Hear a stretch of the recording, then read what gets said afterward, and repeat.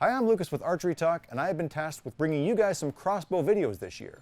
I don't have a lot of experience with crossbows, so I have come to see the experts today at Excalibur in Ontario, Canada, and they're going to run me through the whole process so I can shoot safely and hopefully accurately. Okay, Lucas, we got our brand new micro suppressor here today. We're going to put that together for you, so we can get that thing all set for you to go and shoot it. Got to get her open first. Everything we need should be in here. All right, so we have our limb assembly there. We got our arrows. And we do call them arrows, by the way. We have all the assembly stuff, the main stock part, and the scope, and the quiver. And we can probably get rid of the rest. We got the stock assembly and the limb assembly. So the main thing we want to do first is we want to take this and put that onto the main frame assembly, as we call it. So in here we'll have all our, so you get a manual with it. You have it for our quiver, our rope cocking we'll get to use later when we go to shoot it. All our instruction information and all our nuts and bolts. So lay that out. First thing we're going to do is we're going to assemble this onto the limb assembly. We're going to put right onto the main frame crossbow assembly. Stock main frame assembly is really what we call it. So, and that entails, it's quite easy. All we got really is one bolt that does it. So there's a bolt here. There's also, on this one is a little unique because we have this special adapter plate goes in the front. And what that's for is that we can put our quiver on there. Okay. Little Picatinny rail. It also has, you can put other accessories on there too, which is kind of neat. And we also have our sling stud there. So we'll put that on first. So what you do is you put this assembly on like this, so it matches up like that. And there's usually like a little, those two little dowels there. They line up with those little holes. So that just keeps it secure. So you hook those together like that. Like this, you almost need 3 hands sometimes to do this. And this goes like so. And then that just goes inside there. And that's going straight through the rail and hooking into the limb assembly itself. Okay, so we're gonna need it does come with the wrenches as well. I got some extra wrenches here in case we need it, but everything we got should be there. So just get that all nicely tightened up.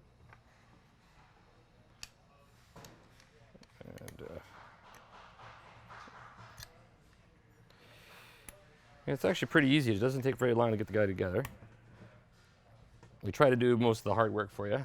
The old days, we used to have you string it and everything, but we don't do that anymore. I'm grateful. Yeah. Yes. Okay, so there's the main assembly. So really, we got the main assembly there. This little sticker here you can take off, but that's a warning just to make sure that your brace head is set correctly, which this one is. So we're just going to take that one off. Get that out of the way. It already has some of your silencers on there and on your limbs.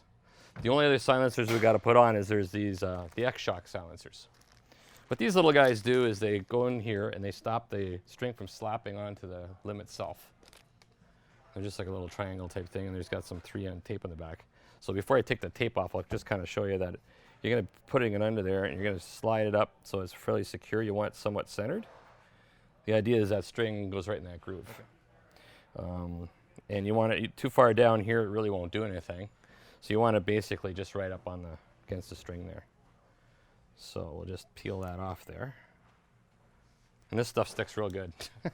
So once it's on there, it's on there. One chance. You got one shot at this. You don't want to screw it up, right? So so basically what you want to do is you can, and you have to do it with the limb assembly on there. Some people try to put these on with just the limb off.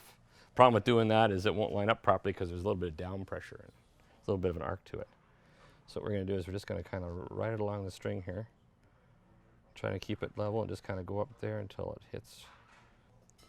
So those guys are on. So we got the main limb assembly on. We have our X-Shocks on.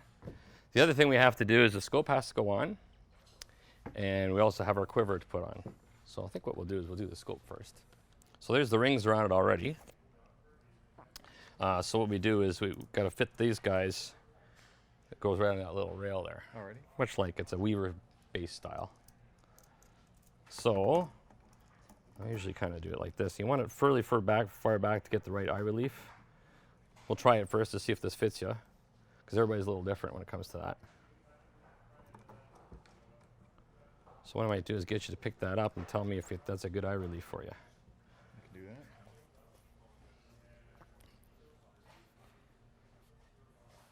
You can see through the scope okay? I can.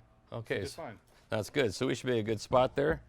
All right, so that looks pretty snug. The only other thing I like to do now is we take a look through here and see if it's level, which it is not. You see, you look through there, you can see the crosshairs have a little bit of a tilt to them. Yeah, it's tilting off a little bit to the right. Correct. So what we need to do there is straighten it up. And there's little tricks to that. So the trick we use is you kind of use both eyes open and use your horizontal surface of the limbs kind of as a reference. So you just turn that. There, it's got some tape on it, so we'll get that pretty close. All right, that looks not bad. And what I like to do is I like to kind of do a little bit there, a little bit there, and I guess anybody used to doing gun scopes, it's not much different. Okay, so we got that more or less secure. We're good there. So we're almost ready to go. The only thing left we have to do is put the quiver on. This is a new quiver we got out this year, which is a nice small unit, easy to maneuver.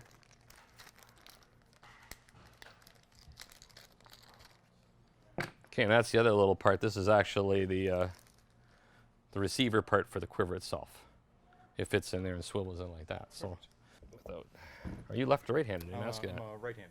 You're right-handed? Okay, so we'll need this on the right side. So basically, we got to put this on. It just slides right on here.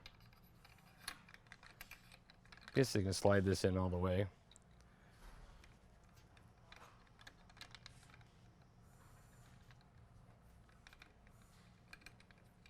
There we go. Okay. So I'll put that there. All right, we just snug that up. And then we just have to put, this guy goes onto this. So we have two screws here, and we should have some little nuts to go with it. So the trick with this is you want to make sure you line this up the right way, because you can go different ways. You can go it that way or this way. But we want it this way so we can kind of swivel it and put it on and off. All right.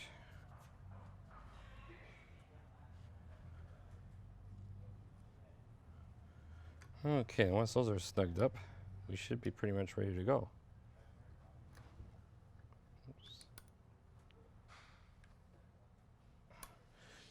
Ideally, if you had a little wrench for the back, you use it, but you can actually hold with your fingers in. All right, so that's ready to go. Now, if I just have to get the, if I put this on correctly, this has to just, it just basically slides basically in here first.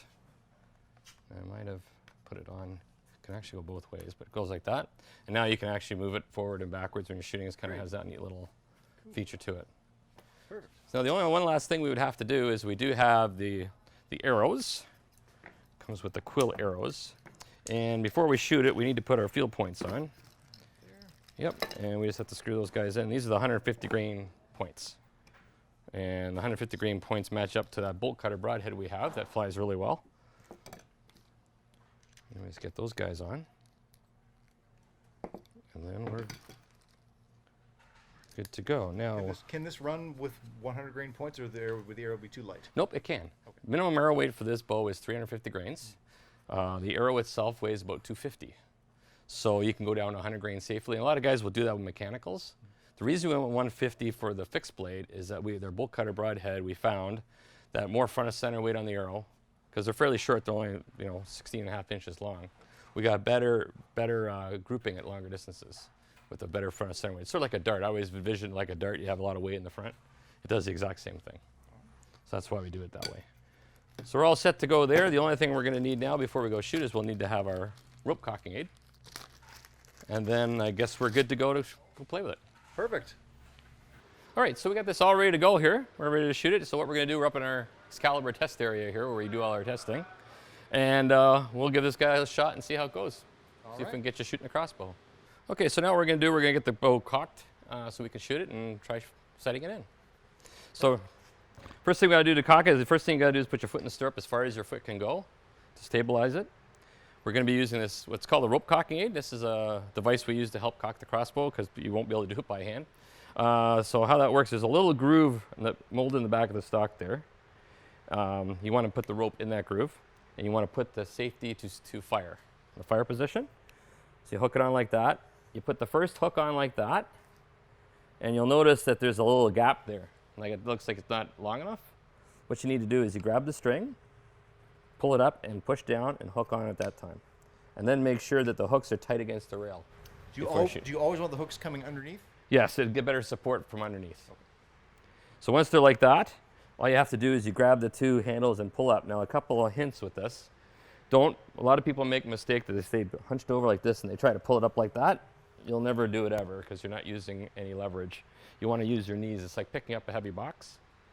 So you'd grab the two handles and you want to do a fairly quick motion, not slow. Slower it is, the harder it is. So all you do is you grab the two handles, stand up till you hear it click, and then put it on safe. And you're good to go. Perfect. Another cool feature about the Excalibur bows is you can uncock them. You don't have to shoot an arrow. At the end of the day, say you're hunting and you don't actually shoot anything, you can actually uncock it. And how you do that, using the same device, and you hook it through that groove just like we had it for when we cocked it. We had it like that when we cocked it. But what we're going to do different is we're going to put our strong arm up like that. And what you want to make sure of is that you have all your weight on this handle. It's a 3-to-1 reduction, so it's not as scary as it looks. So you got to pull up and make sure that you have all the weight off of it. There's also an anti-dry fire here deactivation handle. Little T handle there. What it does, it retracts the little ADF clasp that's on there. So if you don't do it, it'll catch it on there when you go to uncock it, you have to do the whole process over again. So what you want to do is make sure all your pressure's on your strong arm, and then we're going to put this on fire and depress the T handle and then release the trigger all at the same time.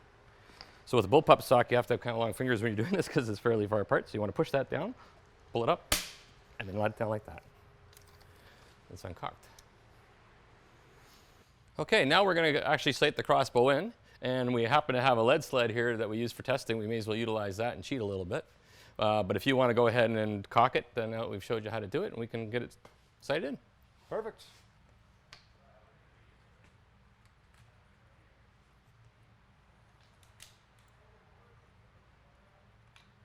And then we just got it safety in is the big one. Perfect. Perfect. Okay, let's put it in the lead sled then. You just got to put the butt of the stock right in there. That's it, and just let it sit right in there. You got her. We've got a couple arrows here for you. So what we want to do is shoot it, see where we're going to impact. Now, the neat thing about our arrows is we do not have a knock on the back, as you notice.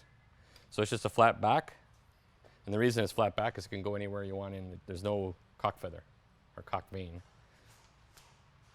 And just shove it as far back until you hear it, feel it. That's it. Big thing is to make sure it's seating right against the string. Some mistakes some people do is they feel any dry fire and they don't push it all the way back and you get almost a misfire out of it. So when you're ready, get the crosshair now. You might want to flip these guys up because we'll see a little better with those flipped up. Oops. Not bad. Well, it looks like we got pretty close in that first shot. Our left and right looks almost right on. It's just the elevation we're off a little bit. So what we're going to have to do now is we're going to have to adjust our scope so that we're shooting just a little bit lower because you were aiming for here. So yeah, as we were saying, we're going to have to put the input point down. So we're going to have to move 4 clicks down. So just got to go 1, 2, 3, 4. I like to tap it a little bit. That just settles the springs. I find that just as a habit, but it seems to work. So let's shoot that and see if we're any closer.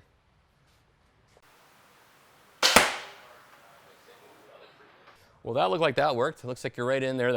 I would leave that alone now. We're right in where we need to be. Yeah, I can't get any closer than that. No, I couldn't. No, you're good to go. So now the only thing you have to do with that bow is really, as far as maintenance goes, it's a good idea to put some serving wax on the serving just to keep it lubricated against the rail. Lubricate the trigger once in a while because they do tend to get dirt and stuff in them, so it'll keep it nice and clean and also give you the action a little smoother. Other than that, just you know, maybe oil up some fasteners once in a while, just make sure they don't rust in the heavy rain or something. But otherwise, it's pretty much good to go. That's all you have to do.